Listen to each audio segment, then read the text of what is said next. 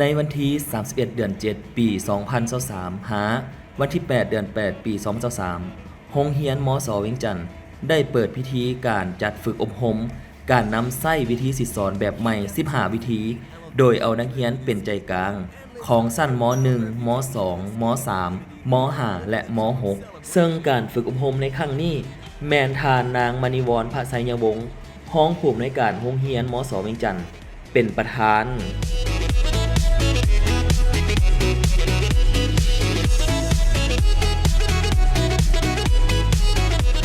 จุดประสงค์ของการฝึกอบรมในครั้งนี้แม่นเพื่อยกระดับการสิสอนของครูให้มีประสิทธิภาพดีขึ้นในรายวิชาของตนเอง และเพื่อให้ครูได้เรียนรู้และเข้าใจการสิสอนแบบใหม่ของปึ้มครูมือครูฉบับปรับปรุง โดยการเอานักเรียนเป็นใจกลาง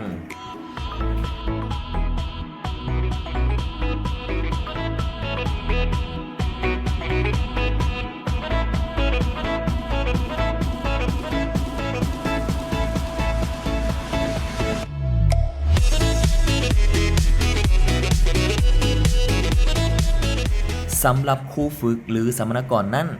แมนนำใส่ครูภายในโรงเรียนมส.เวียงจันทน์ที่มีประสบการณ์ในการสิสอนเพื่อได้แนะนำวิธีการเรียนการสอนโดยเอานักเรียนเป็นใจกลาง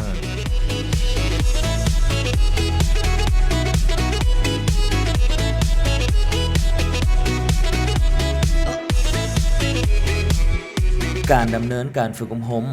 แมนได้จัดแบ่งกลุ่มแต่ละจุรายวิชาตามจุดที่กำหนดไว้เพื่อให้แต่ละจุวิชา